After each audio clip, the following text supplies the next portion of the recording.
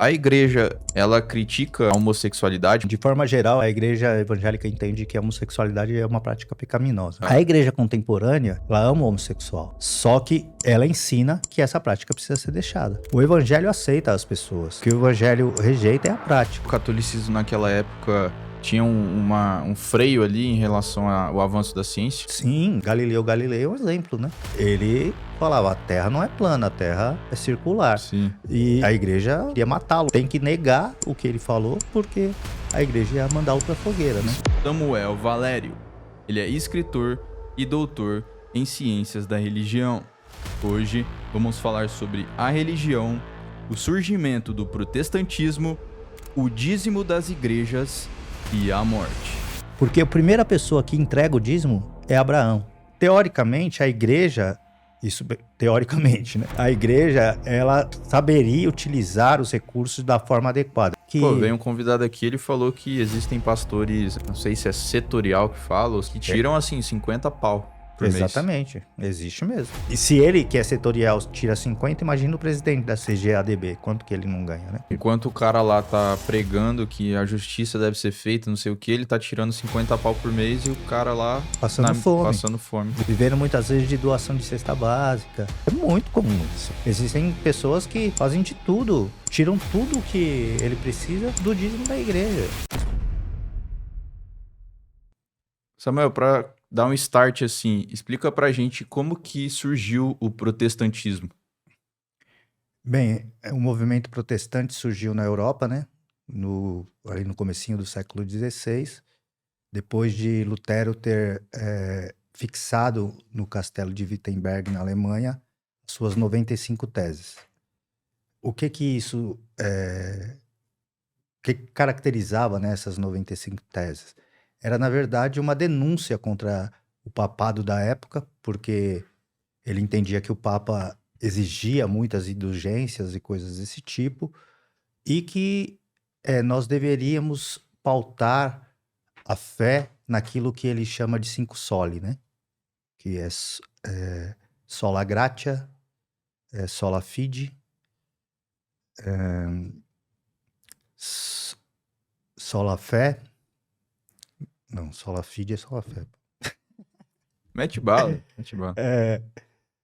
Sola gratia, sola fide, sola deo gloria, solo Cristo. Eu esqueci uma. Bom, essas 5 solis pautaram a reforma protestante e fizeram com que as pessoas do movimento protestante retornassem à escritura. Uma das coisas que Lutero ensina é que todo cristão é um sacerdote. Então, não haveria necessariamente mais a necessidade de um interlocutor entre Deus e o ser humano. O ser humano poderia fazer isso diretamente a Deus. A estrutura católica, ela vê no Papa uma pessoa, né, o vicário de Cristo na Terra, e vê no sacerdote, no caso o padre, uma pessoa, um interlocutor que vai representar essa via de acesso até Deus. Lutero rompe com isso totalmente, dizendo que o cristão agora tem autonomia de fazer isto sozinho, sem a interlocução de um outro ser humano que para ele é falível como qualquer outra pessoa. Mas qual que era o contexto da época? O contexto era um contexto histórico bastante complicado, porque o catolicismo era hegemônico na Europa.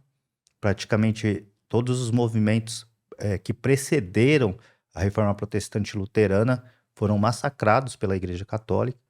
Então, o movimento que surge a partir dele é um movimento de resistência, porque ele tem o apoio de um dos seus primos, que é um príncipe ali na Bavária.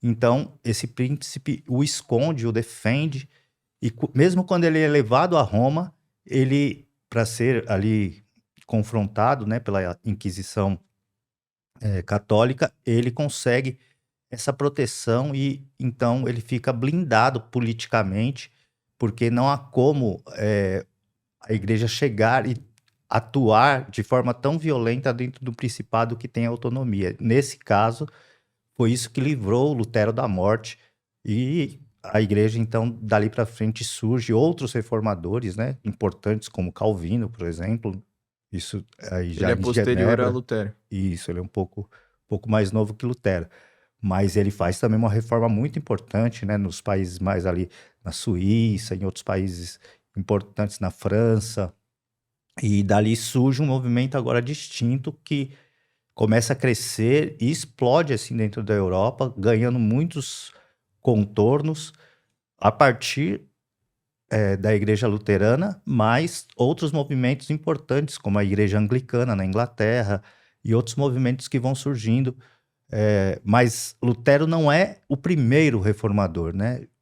Houve anteriormente algumas pessoas que tentaram, mas foram massacradas pela igreja, como eu disse anteriormente. Então, esse movimento é um movimento bastante interessante porque resiste a essa agressividade do catolicismo, então faz com que a igreja agora tenha que assumir uma responsabilidade de um movimento agora dissidente que vai para uma outra vertente que tem muita teologia envolvida, porque Lutero era doutor em teologia, ensinava teologia em Wittenberg, então Qual que era a religião dele?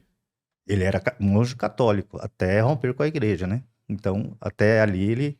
Mas depois ele se casa com Catarina Vambora, ele tem uma outra vida, tem filhos, enfim. Mas Lutero foi uma pessoa importante, mas uma pessoa também que era muito radical em alguns pontos, ao ponto, por exemplo, de perseguir os camponeses da sua época que não aderiam ao protestantismo e promover uma guerra, por exemplo, a Caramba. respeito disso. Então, existe outras coisas que estão ali pipocando, né, acontecendo, que muitas vezes nós desprezamos essa história, mas ela aconteceu de fato e precisa ser mencionada, né? Interessante, cara. E a partir dessa crítica que ele fez, quais foram as consequências? Foi imediato? Demorou um tempo até isso acontecer? Nos primeiros anos, a igreja lutou com muita agressividade contra isso, né? Então, nesses primeiros anos, Lutero é perseguido, ele se esconde numa igreja não, num castelo, né? E ali ele traduz a Bíblia para o alemão. E isso foi muito significativo, por quê? Porque havia uma baixa escolaridade naquela época, era uma coisa comum, né? Os pais mandarem os filhos mais velhos para a escola, para a universidade, e os demais filhos ajudavam nos afazeres domésticos e toda a estrutura assim mais agrícola, né, que existia naquele contexto histórico.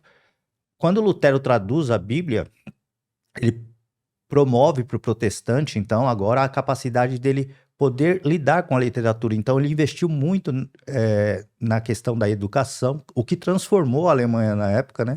Porque ele pôde agora, então, aos poucos, ir mostrando e dando para esse cristão protestante a possibilidade de ter o acesso à Bíblia na sua própria língua, coisa que até então não acontecia, porque a Bíblia estava restrita ao clero católico Sim. em latim. Hum, Então, até essa época? até essa época. Na verdade, até o século XX, muitas igrejas, até a metade do século XX. A minha mãe, por exemplo, ela, antes de se tornar batista, de se tornar cristã evangélica, ela era católica. E ela fala que viu o padre, em muitas ocasiões, fazer a missa em latim. Então, não é uma coisa de muito longe, né? Minha mãe tem 80 anos, então quer dizer, uma coisa do meio do século passado.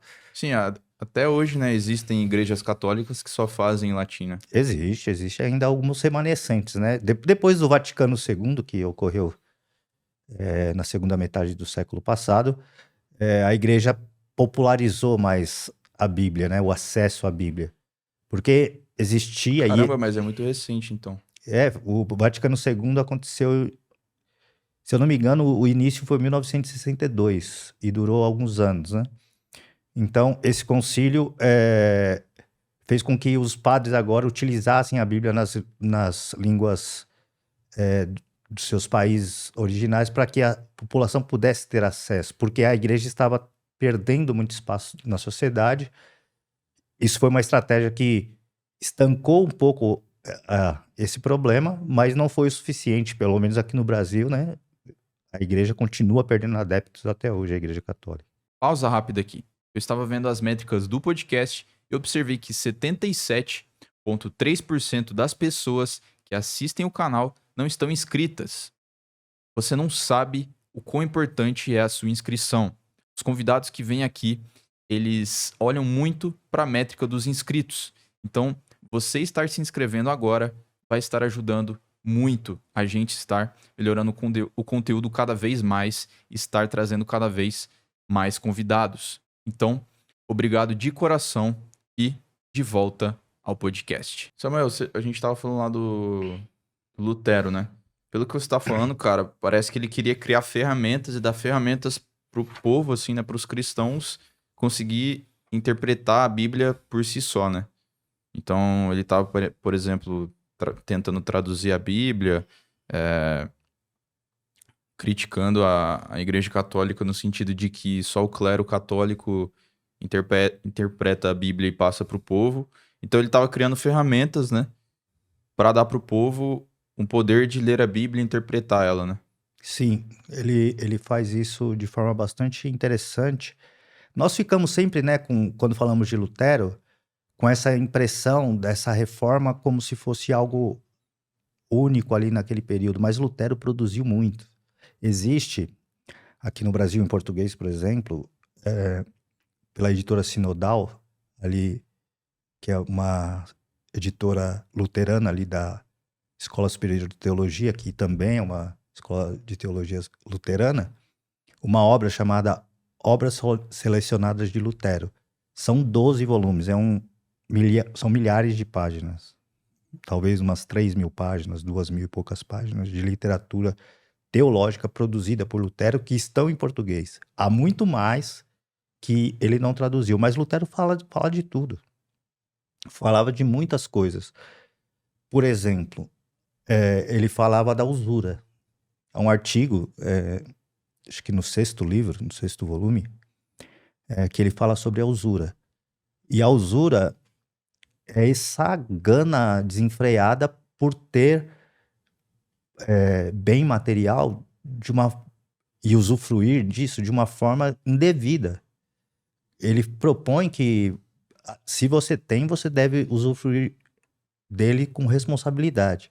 E uma responsabilidade cristã. Então ele desenvolve toda uma teologia a partir disso e faz algo assim, um tratado maravilhoso sobre a usura. Entre tantos outros temas distintos que Lutero fala sobre economia. Ele ficava revoltado, por exemplo, na sua época, como que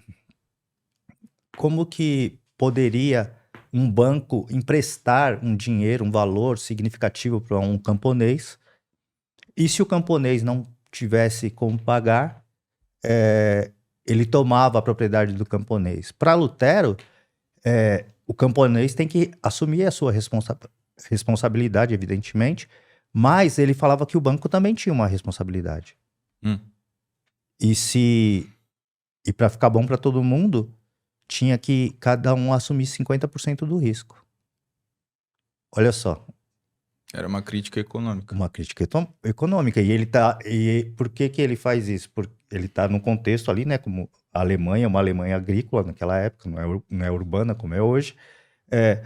Mas existe de fato uma responsabilidade. Quem empresta precisa também arcar com. Mas isso é impossível, né? No mundo capitalista do século XXI, é impossível esse tipo de economia. Mas Lutero escreveu sobre isso, por exemplo. E outras coisas que ele fala, assim, muito, muito interessantes, muito profundas. Literatura que eu tive contato no doutorado, porque o meu orientador era luterano, né? Então, ele trazia esses textos para nós lermos. Então, foi assim, bastante interessante ter contato com esses textos. Eu sabia bem pouco a respeito dessa produção teológica de Lutero, sobretudo. E ali eu tive sobre as outras partes, né? Sim, eu tinha mais contato com a história, né, de Lutero, essas coisas, mas a produção teológica mesmo, eu tinha pouco acesso, né? E ele fala sobre questões filosóficas também, ou só apenas questões práticas? Assim, ele, por exemplo, duvida ou tenta explicar o livre-arbítrio, se Deus não existe, quer dizer, se Deus não existe, se Deus existe, por que que ele permite a existência do mal, assim? Ele é tipo um São Tomás de Aquino do protestantismo. Olha, é uma boa comparação. Você sabe que eu não. Mas São Tomás aqui não vai mais além, né? É mais profundo que É, Lutero. né? Mas Lutero produz coisa muito boa. E assim, pena que nem tudo de Lutero está traduzido. É uma literatura muito rica, são assuntos muito assim que mexem, né, com o caráter do cristão, né? E isso é bastante significativo, haja vista que nós vivemos num mundo tão assim cheio de tantas coisas, né, que se importa com tantas coisas que não são importantes. E Lutero, ele produz muito, mas ele simplifica muito, porque para ele o cristão precisa ser cristão. Se ele for um bom cristão, as coisas ocorrerão de forma equilibrada, adequada. Não haverá, por exemplo, exploração de um banqueiro sobre um camponês, porque a justiça social, a justiça, ela, ela se fará presente. E como Então, que foi a disseminação ali do protestantismo na Europa? houve muito sucesso, né? Porque imagina você romper com uma igreja que está há 1500 anos, né?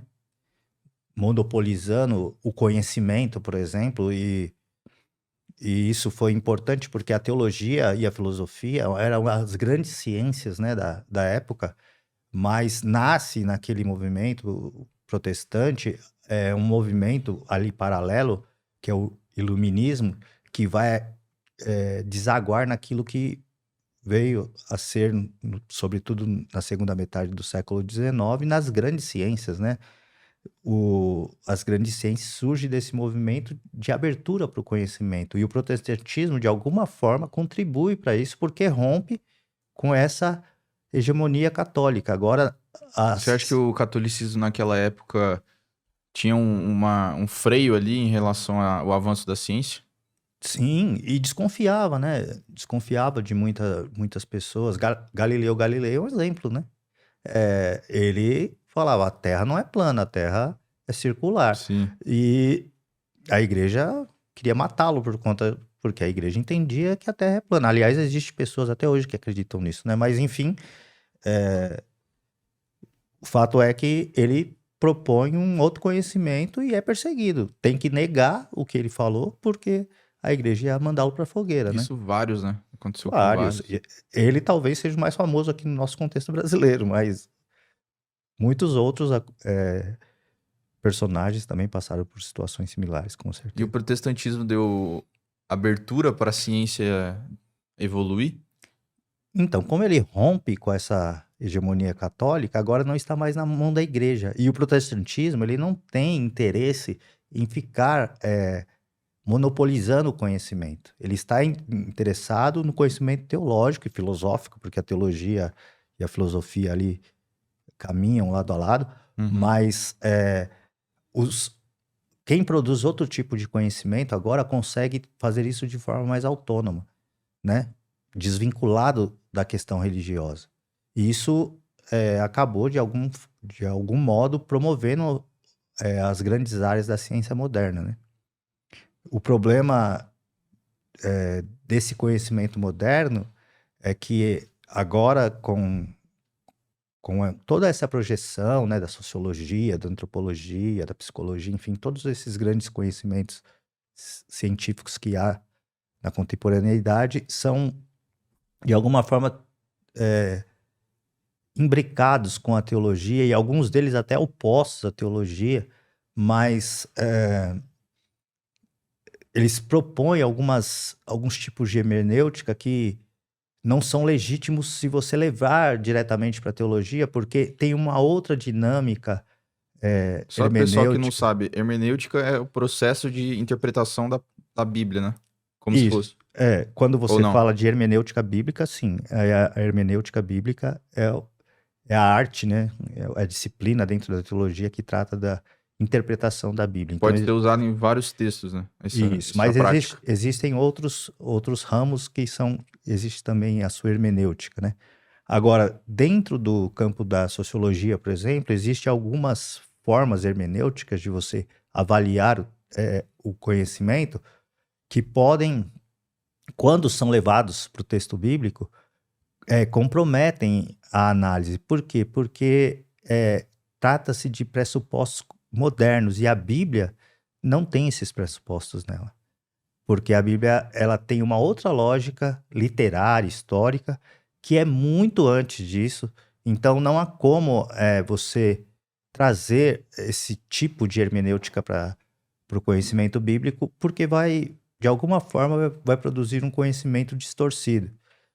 Não, assim, verdadeiro no sentido mais, ser mais literalista, né, na análise bíblica, porque uma outra lógica de funcionamento, uma outra lógica hermenêutica, que é distinta da hermenêutica bíblica, que está preocupado com o contexto histórico, que está preocupado com o contexto social da época, não o contexto social contemporâneo. Enfim, a Bíblia tem uma outra lógica hermenêutica distinta das hermenêuticas contemporâneas. Por isso que quando as pessoas tentam trazer elementos hermenêuticos da sociologia, da antropologia, da psicologia para dentro da teologia, acaba não funcionando bem.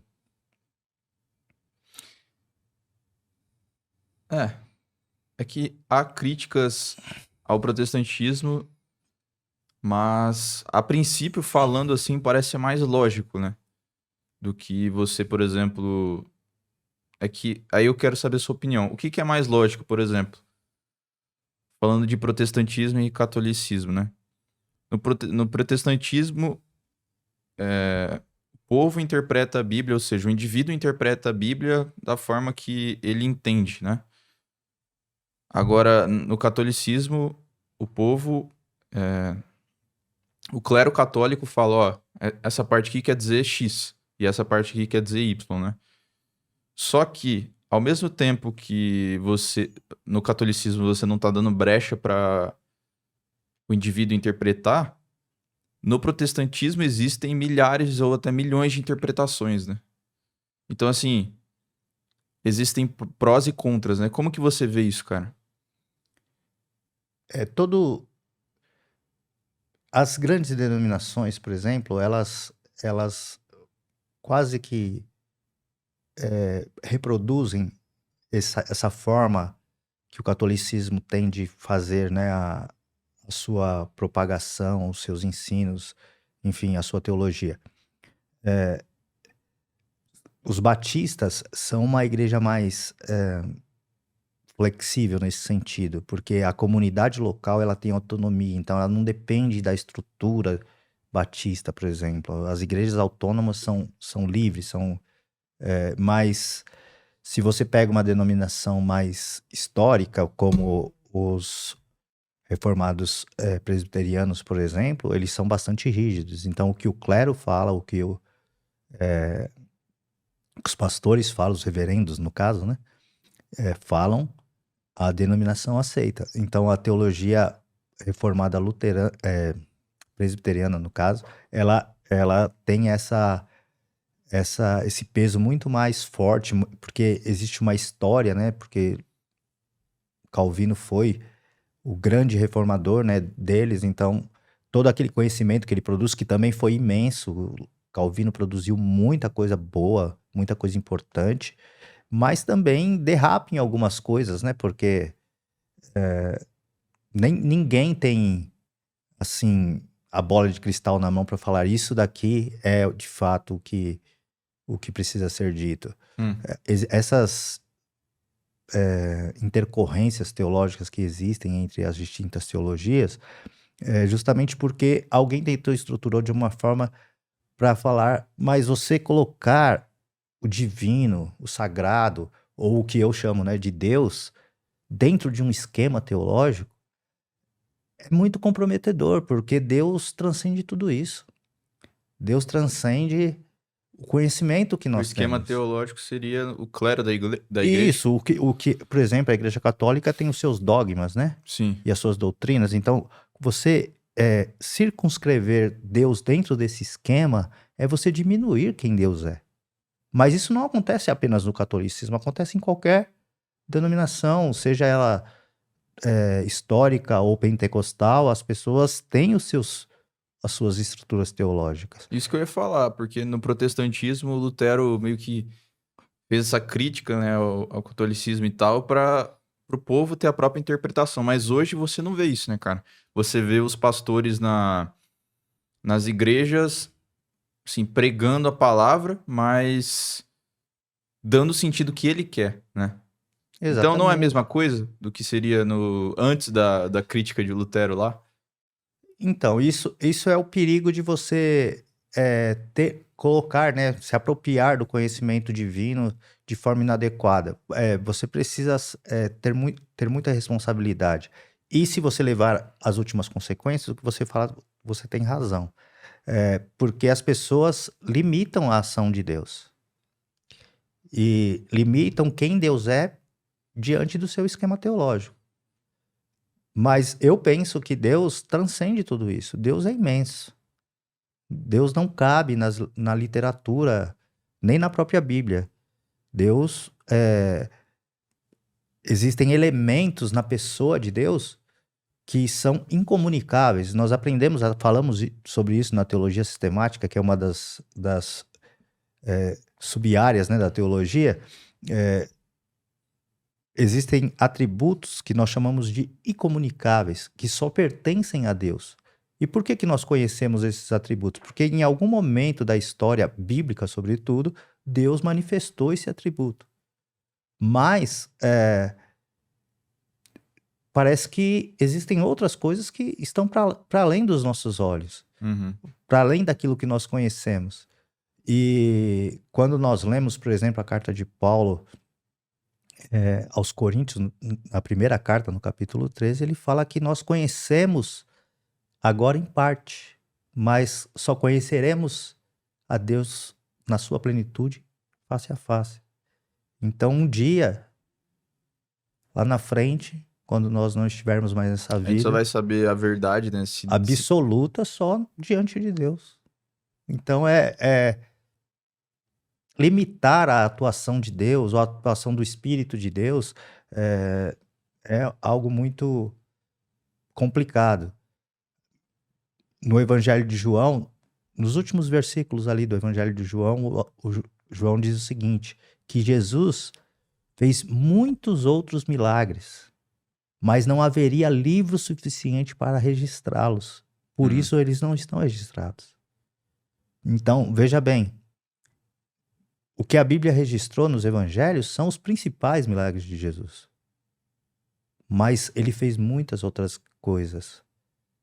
Então, o que esses evangelistas captaram foi uma forma de tornar aquilo uma literatura para que as pessoas pudessem compartilhar ali na igreja primitiva. Mas Jesus fez muito mais. Então, aquilo que nós imaginamos, ou aquilo que nós temos contato, não é o todo daquilo que nós imaginamos, porque Deus e a atuação de Deus transcende tudo isso. Então, qualquer esquema teológico muito rígido é muito perigoso. Seja católico, seja protestante, seja pentecostal, não importa. Qualquer esquema teológico que diminua a atuação de quem Deus é, ele pode estar equivocado. Mas você fala perigoso no quesito religioso ou no quesito prático do dia a dia, a sociedade em geral? Não, no sentido religioso mesmo, porque você coloca Deus dentro de um esquema, né? Então, olha, Deus faz isso, Mas isso. querendo ou não, essa é a religião, né? Sim, porque ela se institucionaliza, né? Então, a religião, ela tem essa forma. E nós, seres humanos, de alguma forma, tendemos a concordar com alguma delas, né? Ou não também, porque existem pessoas que são arreligiosas, né?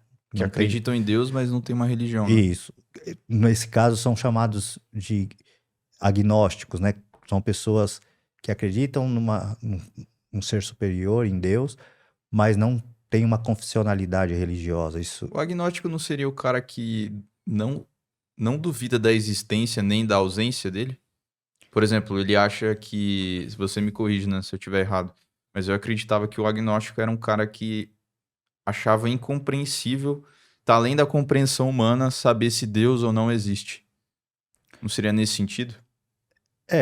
esse termo, pelo menos dentro do campo, né, da ciência da religião, da teologia, é um termo que é utilizado para esse tipo de categoria que eu mencionei há pouco.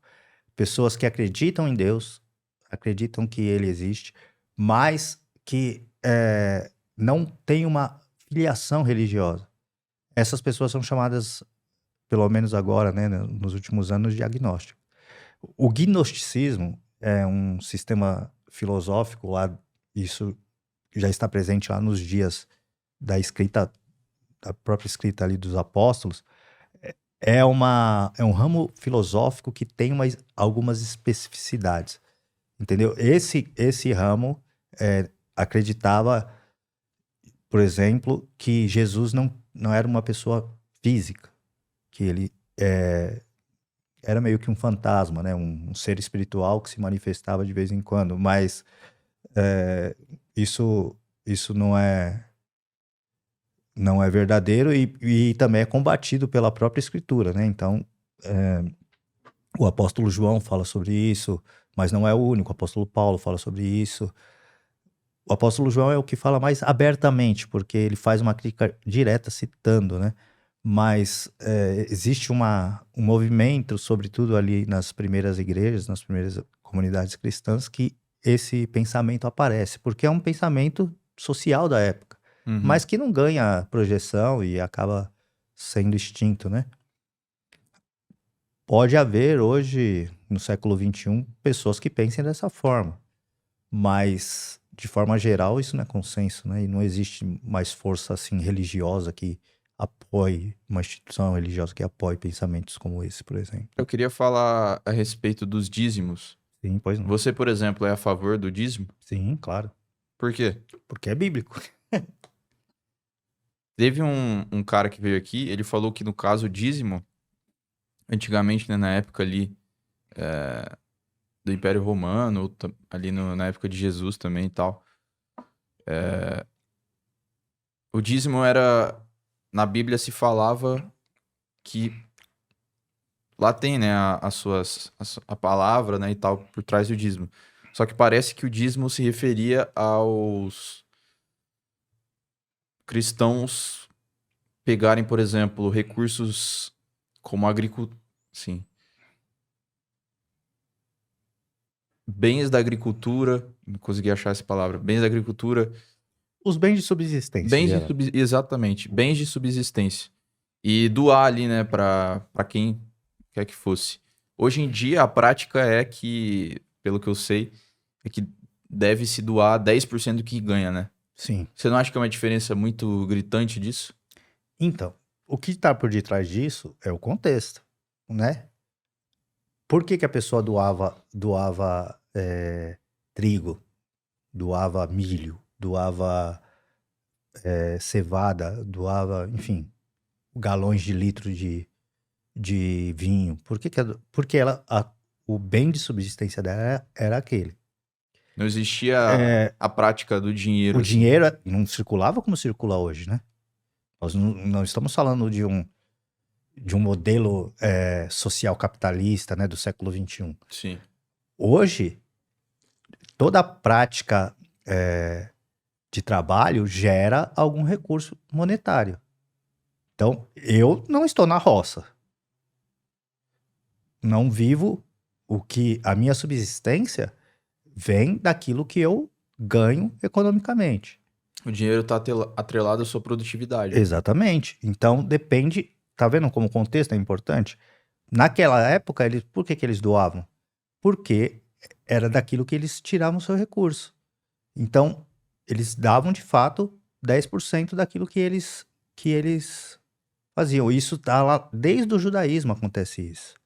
Agora, existe um discurso que que é bastante importante salientar aqui, porque o dízimo, as pessoas falam, quem é contra o dízimo, né, fala que o dízimo é uma coisa da lei. De fato, o texto mais importante que fala sobre o dízimo é Malaquias 3:10, que fala o seguinte: trazei todos os dízimos à casa do tesouro, para que haja mantimento na minha casa, diz o Senhor dos Exércitos.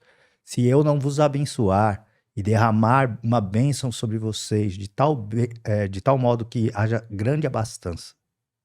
O versículo termina aí. Isso é um versículo isolado, certo? Existe uma denúncia do profeta Malaquias que as pessoas estavam roubando a Deus. É disso, o contexto ali do capítulo 3 de Malaquias está falando disso. Mas esse versículo fala para você trazer. Então, é o versículo chave que nós utilizamos nas igrejas evangélicas e pentecostais para falar a respeito do dízimo. Quando surge o dízimo? O dízimo é anterior à lei. Porque a primeira pessoa que entrega o dízimo é Abraão. E Abraão é muito antes da lei. Muito antes de Moisés. Sim. Mas assim, fazendo uma provocação, por que dar os 10%, por exemplo, os 10% para a igreja e não, por exemplo, ir na rua e Dá para um pobre, por exemplo. Exato. Então, porque teoricamente a igreja, isso teoricamente, né? A igreja, ela saberia utilizar os recursos da forma adequada. Ela elege, no caso da igreja pentecostal, ela elege um grupo de pessoas que tomarão conta daqueles recursos. E na sua visão isso acontece? Bem alocado? Na maioria das vezes, sim. Só que assim, na maioria das vezes, esse dinheiro é utilizado justamente porque as pessoas pegam o texto de Malaquias 3:10, é utilizado na manutenção do templo, no caso de Malaquias, que fala, né, trazer para que haja mantimento na minha casa, para que haja manutenção da casa de Deus. Então, a maioria é utilizado para questões internas, né? Para limpeza, para estrutura, para apresentação da igreja, para pagar a prebenda pastoral, porque os pastores recebem hoje, né? Não é a maioria, mas muitos pastores recebem. Aliás, existem pastores que ganham um bom muita salário, uma boa grana. E então, por conta dessa questão que... Pô, veio um convidado aqui, ele falou que existem pastores, acho que chama... não sei se é setorial que fala, ou se Isso, de campo, alguma coisa assim. Isso. Que tiram, assim, 50 pau por mês. Exatamente. Existe mesmo. Existe mesmo. E se ele, que é setorial, tira 50, imagina o presidente da CGADB, quanto que ele não ganha, né? Bicho. Então, mas assim, eu não tô... Então, mas isso não é uma hipocrisia, cara? O que eu penso é o seguinte, a Bíblia fala que o obreiro, ele é digno do seu salário. Agora, ter um salário digno é uma coisa. Existir salário exorbitante é outra, né? Então, se eu ganho para viver com dignidade, é justo. Porque é um trabalho, né? A pessoa vive daquilo. Sim. Dedica a sua vida ao ministério, dedica a sua vida à sua prática religiosa. Então, se ele recebe de forma justa... Ele tá fazendo trabalho. Ok. Sim. Agora, se ele ganha uma grana desnecessária, sendo que você vê pastores aí bilionários, né, cara? Existe, né, igrejas que... A maioria dos pentecostais são pessoas extremamente pobres, que vivem em comunidades, que vivem em locais precários, onde não há saneamento básico, as pessoas andam a pé, tem que pegar condução. São pessoas que têm uma remuneração super baixa, uma escolaridade baixa, e assim, a pessoa que chega, né, a um grau desse dentro de uma instituição, que começa a ganhar uma grana dessa, parece que não consegue perceber essa pessoa que está lá na base da... Será que não consegue perceber, cara? Ou não dá importância adequada, né? Eu até penso que as pessoas percebem, porque é impossível essas pessoas serem perceptíveis, né? Na minha opinião, com certeza. Mas o fato é que as pessoas não dão a importância adequada. E deveriam dar. Porque se existe uma necessidade, tem que ser suprida, né? a comunidade Enquanto o cara lá tá pregando que a justiça deve ser feita, não sei o que, ele tá tirando 50 pau por mês e o cara lá passando fome, passando fome. E doando dízimo.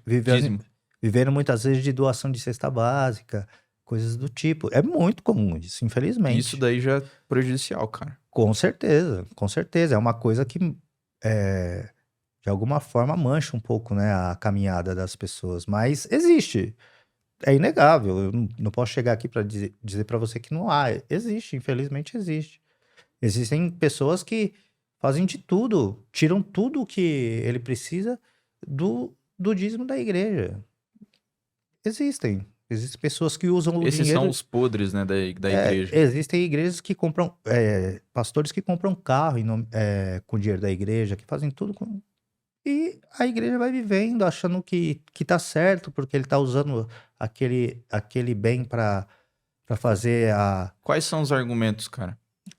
O argumento é que a pessoa tá usando para fazer a obra de Deus. Então ele usa o carro, por exemplo. Ah, mas aí o cara com um Rolex de 100 mil reais. Não sei se tem pastores de Rolex de 100 mil reais, mas que tem, muita gente vivendo exageradamente, não há dúvida. Não há não dúvida. um pastor comum, eu falo, né? Tipo, os caras. Não há dúvida. Assim, é inegável que existem os exageros. Infelizmente, só que isso daí são raras exceções no meio. Não dá pra generalizar. Não dá. Não dá pra falar que esses caras são os grandes pastores. Os grandes pastores, eles são os anônimos, eles não são os famosos. Os caras que pegam. São esses que fazem a diferença. Que fazem a diferença, sabe? Não é aquele camarada que tá explodindo na rede social, não é aquele camarada que tem visibilidade na sociedade. Os grandes pastores, o pastor que faz a diferença é aquele camarada que toca na vida das pessoas. E esse camarada, ele não vive desse jeito. Ele vive com o que ele precisa viver. Entendeu? Ele pode ascender socialmente, porque não há problema em ascender socialmente. Agora, o que ele não pode é fugir da realidade, né? O pastor que está comprometido com o reino, ele vive uma espiritualidade sadia, sem comprometer essas coisas. Eu quero contar uma experiência aqui rápida. No doutorado, eu conheci um pastor que marcou a minha vida, assim, para sempre. Ele chama Paulo Capelletti. Se você quer uma sugestão, traga um dia ele aqui. Aliás, ele tem uma base aqui da missão dele aqui em Santo André. Mas hoje ele mora em Itacoaquecetuba. Esse pastor... É longe daqui? É perto de... É longe. Ferraz de Vasconcelos, mais ou menos. Ele vive em um sítio hoje. Esse pastor, ele conta a experiência dele e ele diz que Deus chamou ele para morar com pessoas. E o que ele fez? Ele foi conversar com a mulher dele. Ele fala que ele foi para a Alemanha pregar num local e ele foi conversar com um líder lá que recebeu ele. E ele conversou e Deus falou isso para ele, que ele teria que morar com pessoas. E ele foi falar com a mulher, que a mulher estava fora da conversa que ele estava tendo com esse pastor. E ele falou, quando ele falou, foi abrir a boca, a mulher dele falou assim: eu já sei, Deus falou comigo também. Então ele foi morar com pessoas. Só que veja bem, eu o conheci em 2014, quando eu adentrei no doutorado. Uhum.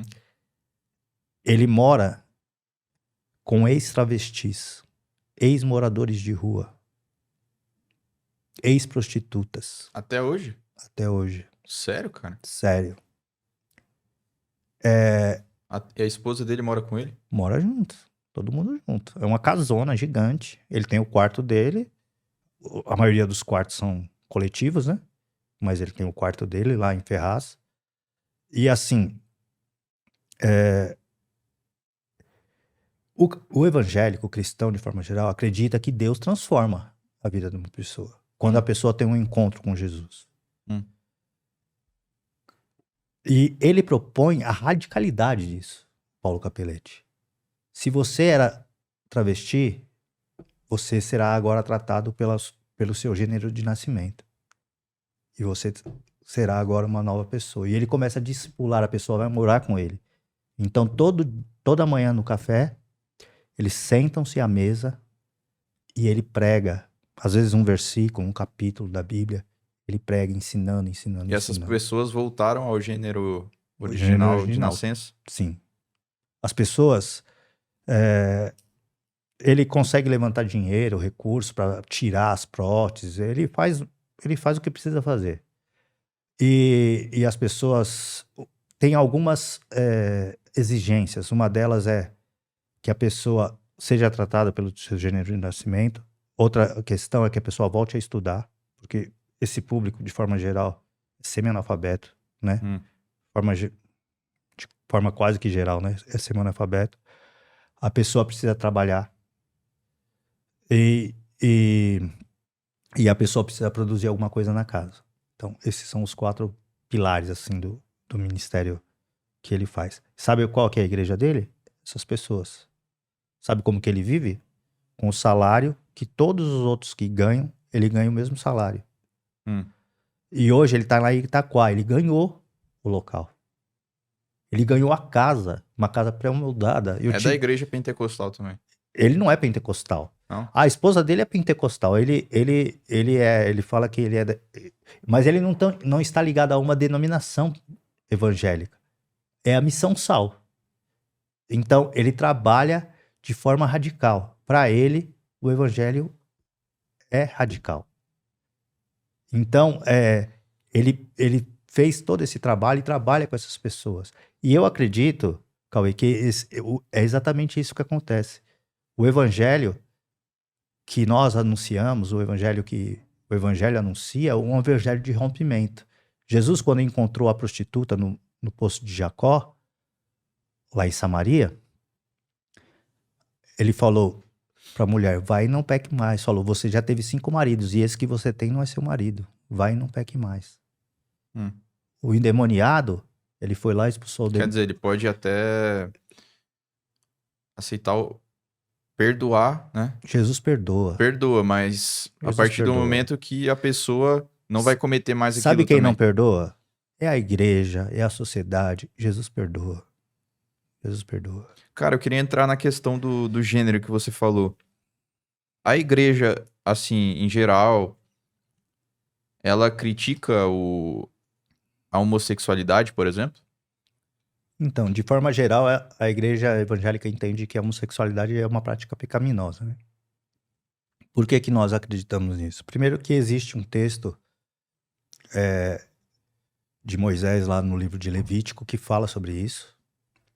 E depois o apóstolo Paulo cita isso na carta aos Romanos, no capítulo 1 já.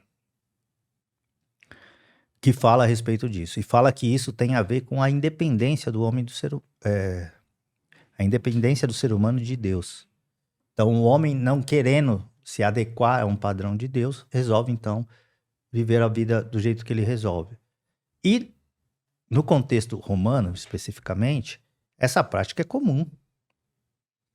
Por que Paulo está falando isso para a igreja de Roma? Porque existe na igreja de Roma pessoas homossexuais. E ele está falando, não é esse o padrão que o evangelho ensina. E ele começa, então, a orientar. Olha, vocês começaram a praticar isso por conta disso, de quererem ser igual a Deus, desprezam a adoração a Deus, então se inflamam entre vocês, entre homem e homem, mulher com mulher. Isso já está presente lá há 2000 anos atrás. Então, por conta disso, ele orienta que isso seja deixado. E essa que é a questão. E como Então, que a igreja... A igreja contemporânea, Isso que eu ia falar. ela ama qualquer pessoa. Ela ama o homossexual. Só que ela ensina que essa prática precisa ser deixada. Agora, como que Mas como que ela lida com essa questão, sendo que hoje a gente vê que o mundo tá muito aberto, né, a essa prática da homossexualidade e tal. Como que a igreja lida com isso, sendo que é uma coisa que agora já tá entrando, assim, né, enraizando na sociedade, cara? Então, existe ainda um tabu muito grande, né? Mas mesmo na sociedade, ainda existe bastante dificuldade pelo menos de certo segmento, né? de uma parte da sociedade em aceitar essas pessoas. O evangelho aceita as pessoas. O que o evangelho rejeita é a prática, né? Então, a pessoa que começa a frequentar uma igreja evangélica, ela é orientada, se ela se abrir de fato para isso, ou abrir o coração, né, para receber uma palavra, uma orientação a respeito disso, ela vai ser orientada a deixar isso. E se ela não deixar? Aí ela vai estar infringindo aquilo que a palavra de Deus Mas ela vai participar da orienta. igreja ou não? Possivelmente não, porque... Então não aceita, né? Não, é assim, porque a igreja, ela, diante da sociedade, ainda é assim, pelo menos, né? Talvez isso se torne diferente daqui a um tempo. Ainda mais tendo um Supremo Tribunal Federal que se mete em coisas bastante complicadas, né? Mas no Brasil, ainda a igreja evangélica, ela pode ditar as regras a partir da sua cosmovisão, certo? Então, para eu fazer parte de uma determinada confessionalidade, eu preciso me adequar aos padrões que ela estabelece, certo? Uhum. Então, é assim que funciona. E o governo brasileiro ainda entende que isso tem a ver com a cosmovisão da pessoa, de onde eu parto. Entendeu? Então, a pessoa não pode fechar a porta. A pessoa aqui nessa igreja não entrará homossexual. Isso ela não pode fazer.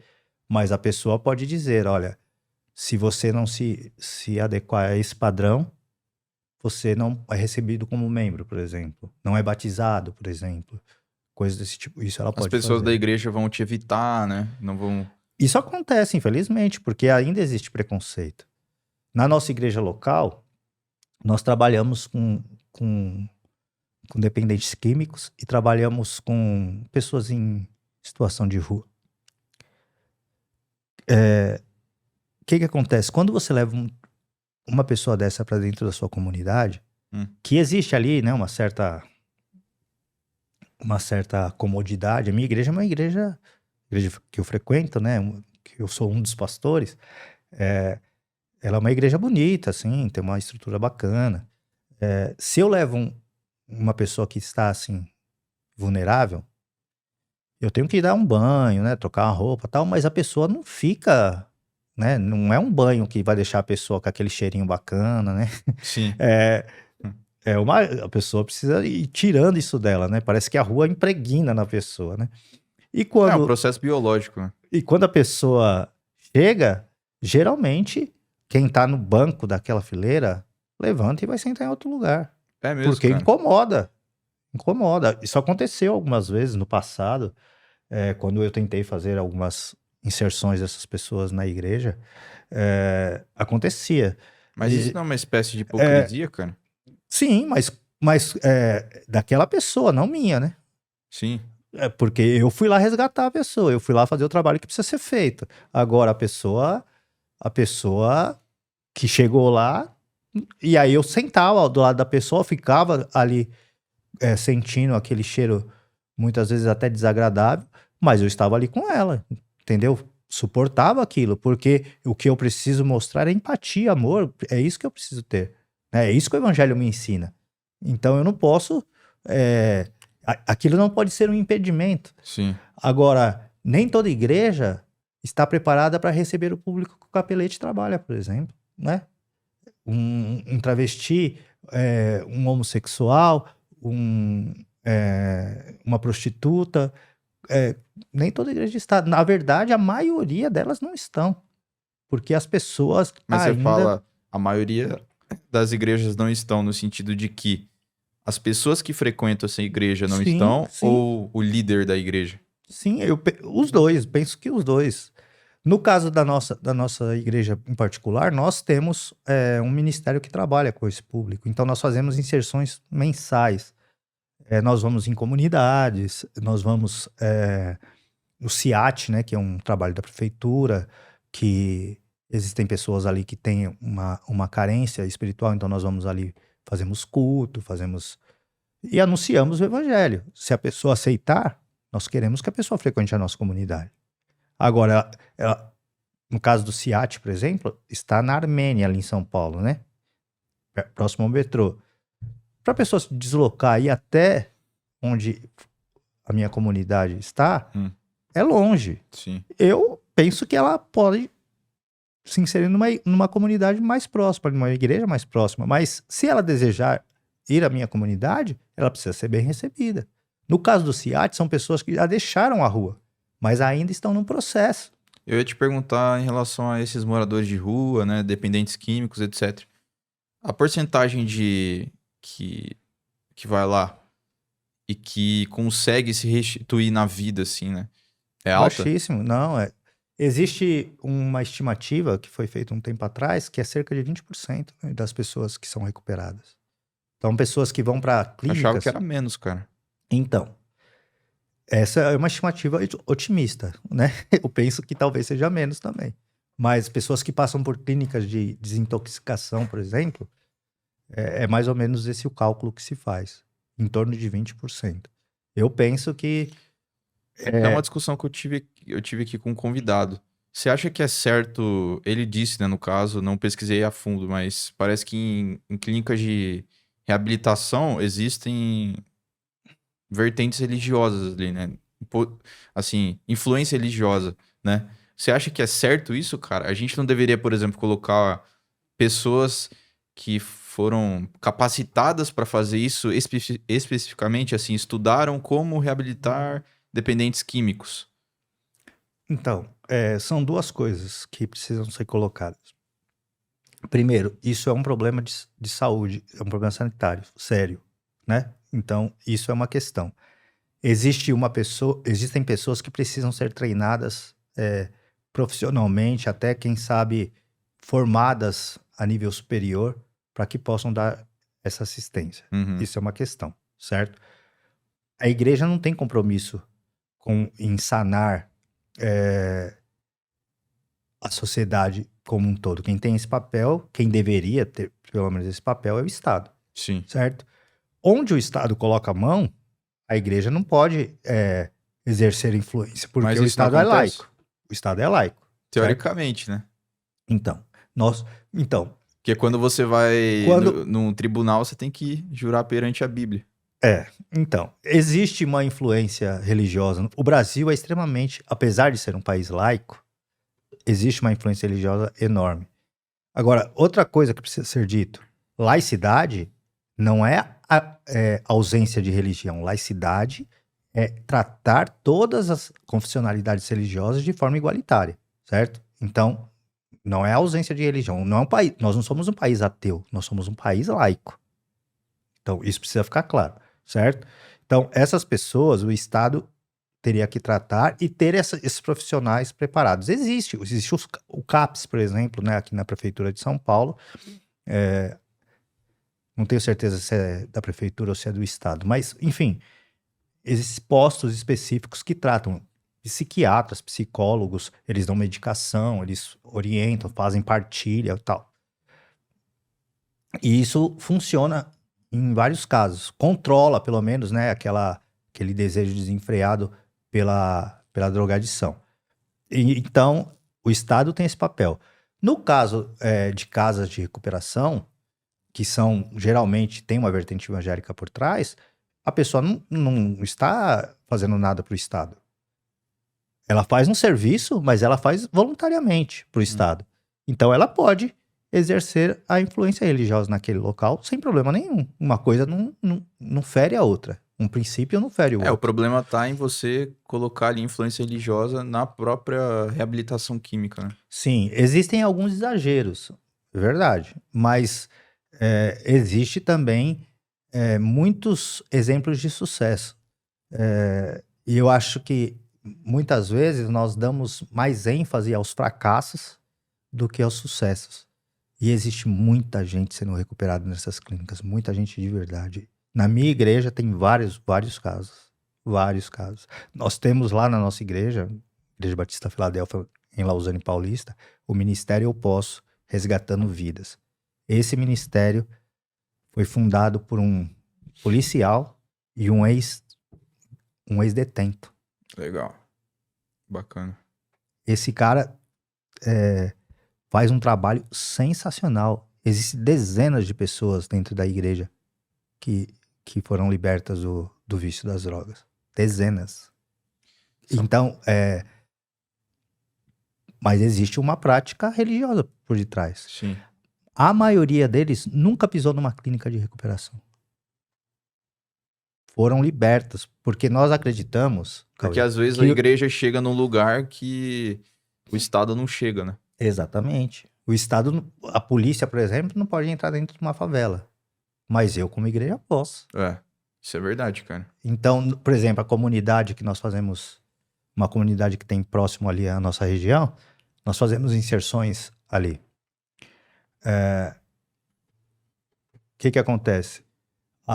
Muitas das estruturas que o governo, que o Estado poderia proporcionar para aquele local não são aceitados pela comunidade, mas a igreja é. Porque a igreja, ela acolhe, a igreja, ela é empática. Pelo menos esse público, né? O pessoal da comunidade acredita em Deus, né? Esse então, público que se desloca até lá, porque lá na igreja nós temos um ministério que chama... Tem esse ministério que trabalha especificamente com os adictos, que é o Ministério Eu Posso, mas tem um outro ministério que é o Ministério Dorcas, que trabalha com a área social da igreja para fora da igreja, né? Porque existe outros movimentos dentro da igreja que trabalham com parte social para dentro, mas o Dorcas vai para a rua. Então nós vamos ao CIAT, nós vamos na comunidade, nós vamos onde sabemos que existe uma grande aglomeração de moradores em situação de rua e vamos ali... Entregar marmita. Entregar marmita. Nós pregamos. Porque é legítimo fazer isso. Agora, não é só isso que nós fazemos. Nós entregamos roupa, nós entregamos marmita, nós fazemos outras... Café da manhã, muitas vezes vamos bem cedinho, entregamos café da manhã, eles estão lá no frio, tal, tomam uma coisa quentinha, tal.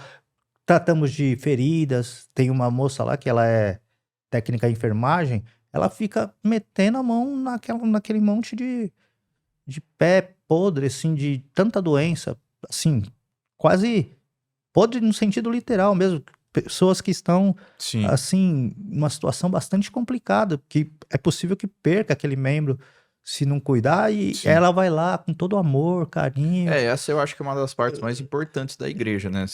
Então, igual você falou, pra fora, né? O nome fazer igreja... essas práticas... O nome igreja, fora. eclésia, no grego, é chamados para fora. Eu não sei por que a gente só fica dentro. Porque isso justamente contrapõe a nossa vocação, sabe? Sim. Então, quando você faz inserções como essa, você faz inserções como o Paulo Capelletti faz, e outras, eu estou citando aqui exemplos da minha experiência pessoal, mas... Na minha opinião é porque... O Paulo Capelletti, para mim, ele é a maior referência nisso daí. Sabe por quê? Ele produz boa literatura a respeito de teologia. Mas não é isso, ele vive o que ele... De uma forma, assim, radical, sabe? Mano, é uma coisa muito doida. Você falou que você não sabe, né, o porquê que é mais pra dentro, né? Eu imagino, cara, na minha opinião, é porque dá mais grana, né? Eu penso que esse é um dos motivos, né? Mas não é o papel. O papel, Jesus, ele estava entre os pecadores, entre as prostitutas, entre os endemoniados, entre os enfermos. Jesus não estava lá no templo. Uhum. O templo era o lugar religioso, Jesus era judeu, né?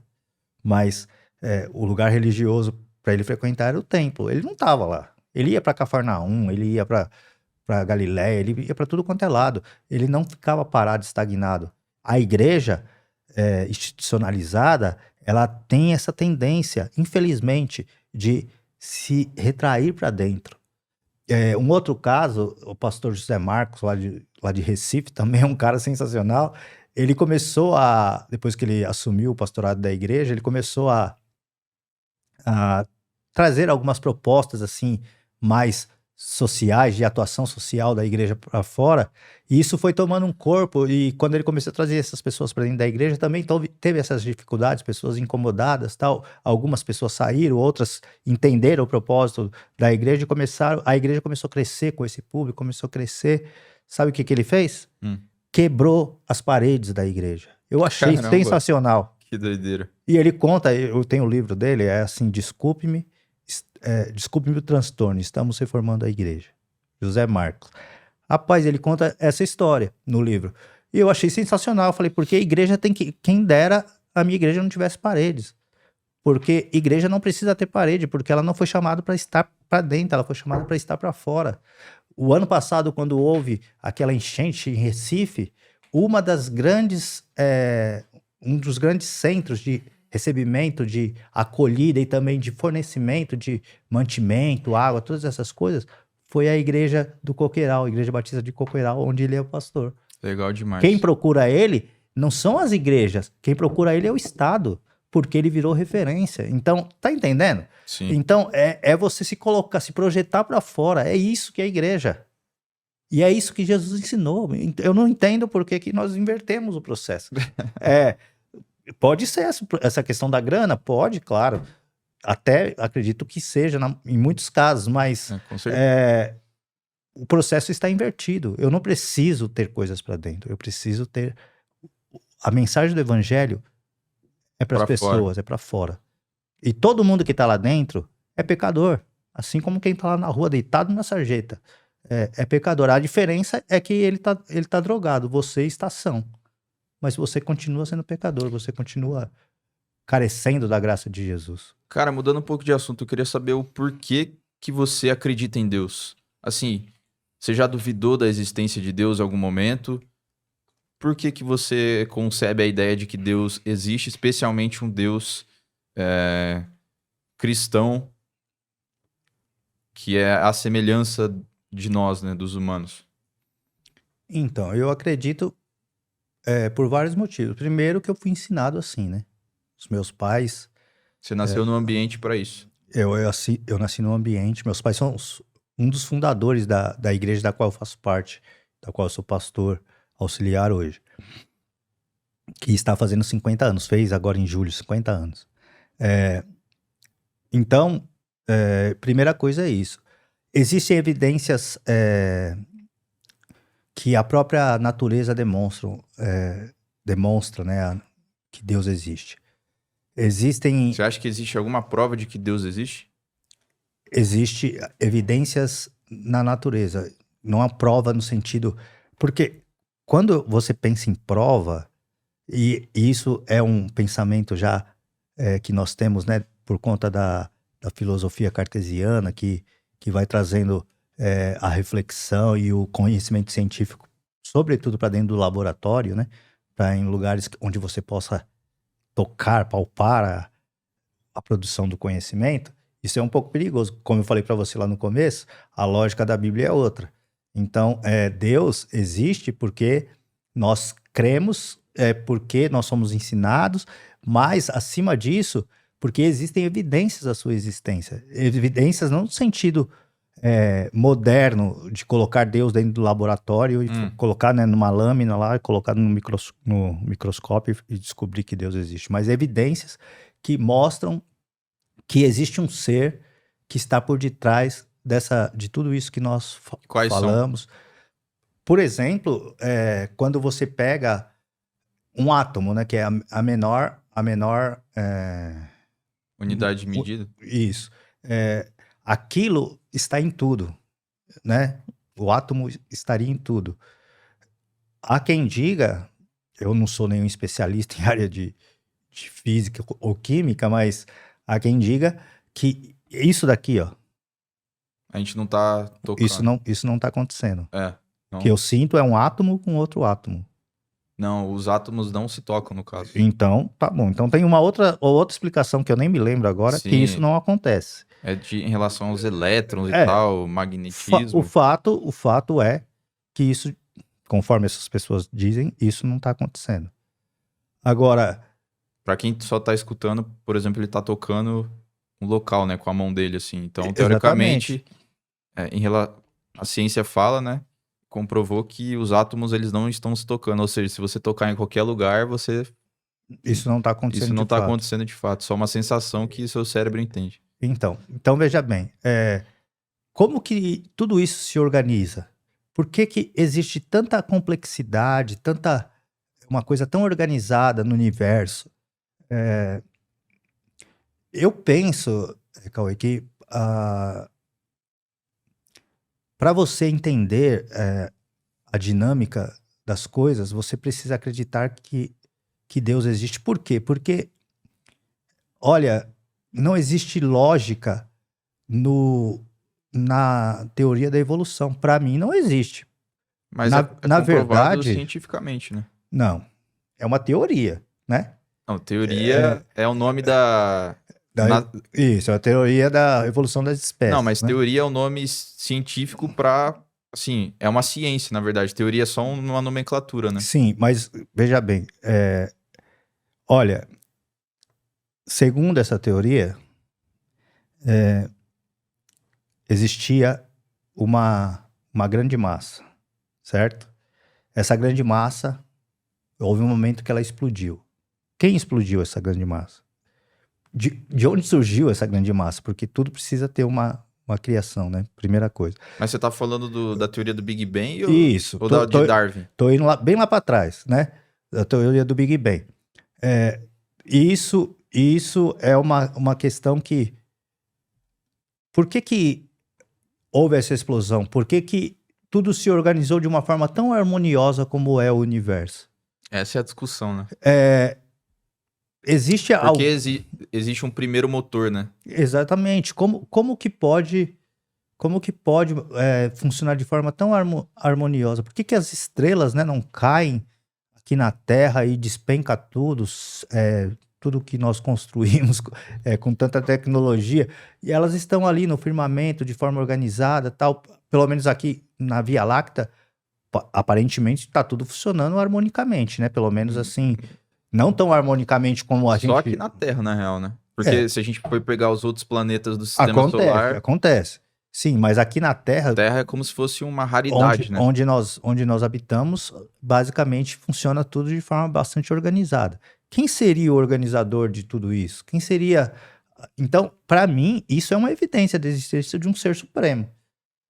Isso é... Agora, pensando em Darwin, que aí já é uma coisa menor, né? Menor assim, é um recorte menor que a gente pode fazer. Mais moderno, então. Mais moderno. Ele fala da teoria da evolução das espécies, certo? Ele começa com uma ameba. Então, a ameba, que é uma única célula, né? É unicelular, ela teria se duplicado. Quem duplicou essa célula? Quem fez com que ela fosse se multiplicando, até se tornar um ser? Depois, por que esse ser se tornou tantos seres? Mas de só para espécies... entender, você não acredita que isso aconteceu ou você acredita que isso aconteceu por causa que Deus agiu ali? Não, eu acredito que Deus criou todas as coisas, que Deus falou... Do zero, no estalo assim. Haja e houve. Eu acredito assim. Que começou com Adão e Eva. Sim, eu acredito. Eu sou criacionista, isso. Entendi. Agora, eu penso que a teoria darwiniana, ela precisa de muito mais fé para compreendê-la do que você acreditar na Bíblia.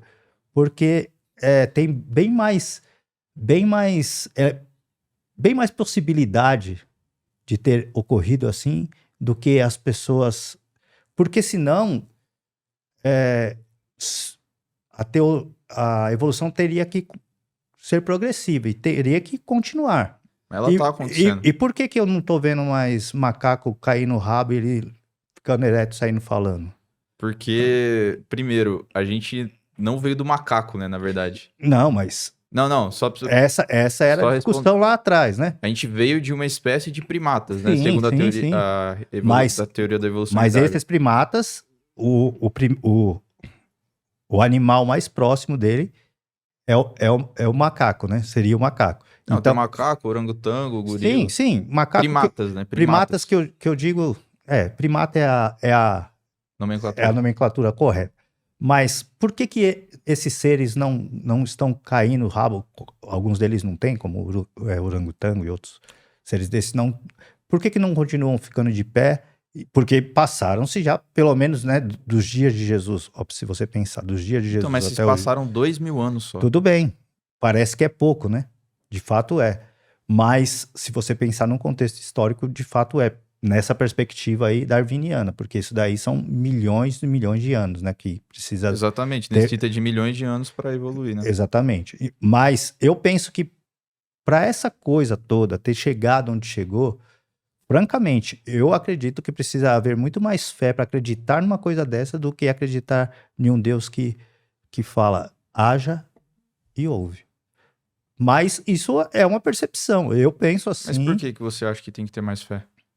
porque isso é uma coisa muito, muito doida, assim, que começou com lá no final das contas, com uma ameba. Então, sabe, não tem. É muito. É praticamente impossível. É praticamente impossível. Mas isso é uma perspectiva minha, né? Eu respeito quem pensa diferente, eu respeito, acho que a pessoa tem todo o direito de pensar do jeito Não, que eu ela, entendo o seu ponto de que ela vista, cara. pensa. Eu só Mas queria entender, tipo assim, por que você acha que seria impossível? não acho que é impossível. Eu acho que se existe, Deus está por detrás disso. Hum. Existe uma teoria, por exemplo, uma teologia moderna, Então você que não é, nega por que si é só a teoria da evolução. Você acha que pode haver, mas que Deus age ali. se houve isso, Deus está por detrás. Eu sou criacionista, Hum. mas se houve, Deus está por detrás. Existe uma teologia moderna, chamada teoria, na verdade, moderna, que é muito difundida entre alguns setores da teologia, que fala-se do design inteligente. Sim. Não sei se você já ouviu falar. Mas o grande cara dessa teoria aqui no Brasil, ele faleceu. Foi o Adalto Eu vi, Lorenz. sim. E aí foi uma pena, porque o cara era um grande, assim, um grande cientista e dialogava, né, com a teoria da evolução, mostrando Você outra... viu o debate dele lá no Vilela, no podcast? Não vi. Foram 3 criacionistas e 3 evolucionistas debatendo, assim, né? Então, ele era um cara fora da curva, né? Um cara... Bom, mas ele acredita no design inteligente, né? Que Deus está por detrás disso. Então, no final das contas, ele acredita que se existe algum tipo de evolução, Deus está por detrás disso. E você também. Se existe essa possibilidade. Eu não sou evolucionista, eu sou criacionista. Mas se existe alguma possibilidade disso ter ocorrido, Deus está por detrás. Deus precisa ter conduzido isso para ter dado a harmonia que existe em todas as espécies, no equilíbrio. Entendo. É uma coisa que... Então, partindo desse pressuposto, você acredita, por exemplo, que a Terra existe há 6.000 anos? Não sei se dá para colocar 6.000 anos, mas ela é bem mais recente do que o Big Bang fala, por exemplo. Certamente. Você vai saber me dizer melhor, mas nessa teoria do design inteligente, eles falam que a Terra tem 6.000 anos? Não, ele acredita que Deus conduziu o processo da evolução. E aí, assim, eu não sou especialista, né, Claro, é a sua opinião. na área, mas ele tem muitos livros publicados, o Adalto Couto, Adalto Lorenz, que fala a respeito disso. E então, ele vai explicando como que as coisas foram ocorrendo, né? Mas existe um camarada que deu o start lá no final. E esse camarada é Deus. Entendi. Então é por isso que você acredita que Deus existe. Eu acredito que existem evidências, né? Existem evidências que você pode captar na natureza, que você pode captar em você mesmo. No meu caso, eu tive uma experiência muito forte na minha infância, que eu fui curado de uma doença incurável. E isso foi através da fé e da oração. Agora, houve uma intervenção da ciência. Eu fui operado de hidrocefalia. E na época, em 1974, quando eu nasci, não havia tecnologia no Brasil para isso. Uhum. A minha válvula foi trazida da Alemanha. E chegou, colocaram na minha cabeça e fiquei com a válvula 1 mês. e deu rejeição. E o médico falou, tem que tirar a válvula. E tirou a válvula. E Na sua visão foi um milagre. então, depois de tirar a válvula, meu pai contava a experiência. Minha mãe conta, né? Meu pai relatava para ela e me relatou também isso algumas vezes. Que uma madrugada ele orando, porque a igreja havia nascido ali naquele período, né, tal, então poucos meses de igreja, e ele foi para a cozinha da nossa casa orar. E ele estava ali ajoelhado e ele falou que viu um homem de branco do lado do meu leito no hospital que tocava na minha cabeça. Ele entende que quem era aquele homem de branco, ele entendia, né, meu pai já faleceu, que era o próprio Jesus. E depois daquele dia, eu fui melhorando dentro do hospital, fui melhorando, tive alta. Uma criança com hidrocefalia, Cauê, vive em média 6 anos. Eu tenho 50. Uma criança com hidrocefalia, ela tem dificuldades de crescimento. Eu sou o mais alto da minha família. Uhum. Uma criança com hidrocefalia, ela tem dificuldades assim motoras e dificuldades de aprendizagem intelectual. Eu cheguei ao doutorado. Na sua visão, essa é uma das evidências que Deus existe. Eu sou um milagre, entendeu? Para mim, eu sou um milagre. E isso evidencia, entre outras coisas, que Deus existe. Queria fazer uma provocação aqui então, cara. Pois não. Se Deus é do bem, por que ele primeiro colocou essa doença em você? E Não. o que te salvou, na verdade? Foi a ciência ou foi Deus? Não, no meu caso, especificamente, foi Deus, porque o médico falou para os meus pais que não tinha mais o que fazer por mim. Infelizmente, o médico que me operou, né, 50 anos atrás, a minha mãe fala que ele já era idoso, então ele já faleceu há muito tempo, não tenho como lá questioná-lo sobre o assunto. Mas, no meu caso, a ciência falou que fez o que deu para fazer. Então, no meu caso, especificamente, aconteceu isso. Agora, o mal existe em virtude da ausência do bem. O mal não tem vida própria. O mal existe. Isso é uma questão filosófica importante, né? Sim, total. Mas a ausência do bem, quando eu rompo com o bem, o mal começa a aparecer. Mas veja bem, se Deus é onipresente, ele está em todo lugar e ele por si só é bom, por que há a ausência do bem? Porque as pessoas, no caso a humanidade, é herdeira do pecado original de Adão. Então, mas se ele é onipresente, ele está em todo lugar sem exceção, e ele é bom. Não, Deus é bom. Deus continua sendo bom. Então, mas só fato... que as pessoas não querem a Deus, não querem se curvar diante de Deus, porque Deus, uma das coisas que acontecia ali no princípio, no Éden, era um relacionamento direto entre Deus e a humanidade, certo? Então, quando Adão, Eva ali no caso, primeiro toma a fruta, come, depois passa para Adão e ele come, o que isso significava? Não significava que ele ia morrer fisicamente apenas, mas significava que agora o homem teria autonomia diante de Deus. Ele teria a possibilidade de ser como Deus é, conhecedor do bem e do mal. Mas isso ocorre por conta da ausência, do rompimento com o bem. E não porque o mal tem vida própria. Então, o ser humano começa a fazer várias práticas, e ali, no começo, já começa o primeiro homicídio, né? Que Caim mata Abel, e depois outras coisas, atrocidades que aconteceram, né? Violências sexuais, físicas, que foram acontecendo na história ali, da narrativa de Gênesis, enfim.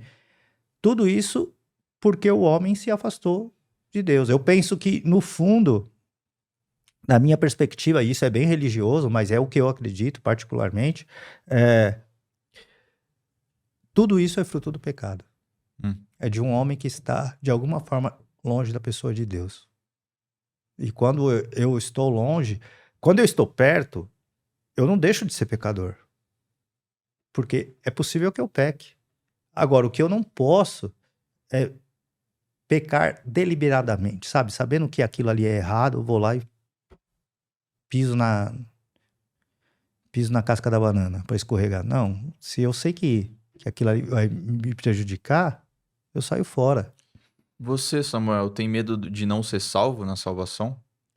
Não tenho medo, porque a Bíblia fala que a salvação é o seguinte, isso está lá também na carta de Paulo aos Romanos, capítulo 10, versículo 9. Se com a tua boca você confessar que Jesus Cristo é o Senhor e confessá-lo diante dos homens, você é salvo. Eu já fiz isso. Então, um ateu que pregou a vida inteira, um ateu militante, que foi contra Deus e no final da vida, no avião, aquela clássica do avião, né? O avião vai cair. O ateu fala, não sei o que, acredita em Deus, ele vai ser salvo. Vai. Vai entrar no céu chamuscado, né, pelo fogo do inferno, mas vai. Cara, você não tem medo de não ser salvo, então, mas falando da morte assim em si, né? Todo mundo vai morrer algum dia. Agora você, Samuel, tem medo da morte? Não tenho. Medo no sentido, assim, daquilo que está por vir, não tenho. Porque, assim, isso tem a ver muito com a minha profissão de fé, né? Jesus prometeu que ia preparar um lugar pra gente. E essa promessa, eu acredito nela piamente. Quem falou foi Jesus. Então, que o lugar que ele prometeu é um lugar melhor do que esse lugar. Então, quando as pessoas morrem, vão para esse lugar. Então, eu penso que é isso que está reservado para mim e para todos aqueles que crerem. Samuel, obrigado por ter vindo, cara. Grande prazer, Cauê. Obrigado pela Muito bom. conversa. Queria que você divulgasse suas redes aí, se você quiser, aqui para essa câmera. Falar um pouco das suas práticas e tal, se quiser divulgar alguma coisa. Bem, as minhas redes sociais, no Instagram eu estou como PR de pastor, né? PR Samuel Valério. O Facebook é Samuel Valério também, eu ainda uso o Facebook. E são as duas redes, né, que eu tenho mais, assim, as pessoas estão ali me seguindo e tal. Geralmente eu publico algum Reels, alguma coisa assim, falando sobre literatura, sobre os livros que eu participo. Não quer divulgar seu livro? Sim, aqui está a obra da minha vida, né, que é a minha tese de doutorado. Uma nova origem do pentecostalismo, a trajetória da Igreja Batista Sueca no Brasil a partir de 1912. Então esse livro é o livro principal, né, que eu escrevi. E existem muitos outros livros que eu organizei e alguns que eu participei como autor. Esse daqui é o mais recente, eu recebi semana passada. Então, esse livro Doutrinas Pentecostais, Histórias, Doutrinas e Discursos sobre o Pentecostalismo, comentado por diversos autores. Eu faço uma abordagem mais sociológica a respeito de um dos textos que eu escrevi aqui, mas que também tem uma conotação bastante interessante. Igrejas evangélicas pentecostais clássicas e novos pentecostalismos. Reconfiguração do tradicional e novos modelos, mostrando que aquela igreja pentecostal que surgiu lá no começo do século XX, ela teve vários desdobramentos e surgem cada vez mais novas práticas religiosas pentecostais. Então aqui é um livro, é um artigo que eu havia escrevido ainda para o doutorado Legal. E foi publicado. Cara, aí você me manda os links que eu coloco na descrição. Ok. E esse livro aqui foi um livro organizado pelo Carlos Antônio Carneiro Barbosa, que eu participei junto com o historiador Maxwell Fajado. E eu faço uma crítica a uma teoria que existe sobre o pentecostalismo, que coloca o pentecostalismo como 3 ondas. A primeira dela seria ali em 1910, 1911, e depois a segunda na década de 1950, e a terceira, que aí é o neopentecostalismo, seria na década de 1970. Mas ele deixa escapar, entre outras igrejas, a igreja que eu pesquiso. Então a minha crítica é que existe sua igreja. Que existe outro pentecostalismo, ou outros, né? Porque eu cito também o Wallace Góes aqui nesse texto, mostrando que existe limites aqui na teoria do Paul Freston e do Ricardo Mariano, que são 2 caras sensacionais, mas que deixaram a desejar nesse aspecto, né? Aqui um livro que eu organizei, Diálogos sobre Pentecostalismo, são artigos de teólogos pentecostais que escreveram sobre temas distintos. Também está disponível nessa editora, que ficará depois fixado aí o link para vocês terem acesso. Aqui é um livro que eu falo de teologia reformada, e esse livro foi também organizado pelo Carlos, onde eu trato da questão distinta do batismo numa perspectiva luterana e batista. Por que que existe essa diferença? E eu vou mostrando como que elas são diferentes e vou mostrando qual é a grande repercussão que está por detrás. Porque o luterano, entre outras coisas, ele batiza a criança, assim como a Igreja Católica. E os batistas, eles têm esse nome porque o nome batista significa rebatizadores, né? Então eles batizam adultos. Você precisa ter fé, precisa compreender o ato pelo qual você está passando, e por conta disso eu proponho uma discussão aqui nesse texto. Interessante, cara. Aqui também, pentecostalismos no Brasil contemporâneo. Isso aqui foi o resultado de um curso de extensão que nós tivemos na PUC de São Paulo. Mas o curso acabou não tendo tanto sucesso quanto nós gostaríamos, então nós resolvemos pegar os textos dos professores e publicar em livro, e aqui então surgiu esse livro. Eu sou um dos organizadores. E no ano da Reforma, nós lançamos também esse livro, Reforma Protestante e Pentecostalismos no Brasil.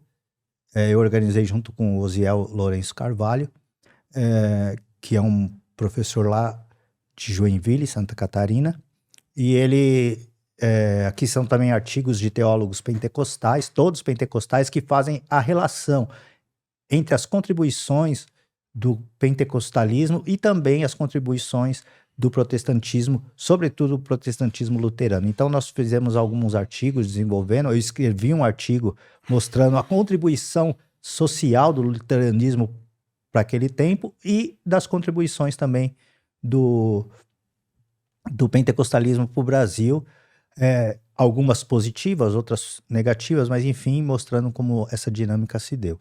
E existe também agora um outro livro que Caramba, eu não recebi, eu não recebi ainda fisicamente, porque está vindo de Manaus, que é sobre a história da igreja na Amazônia.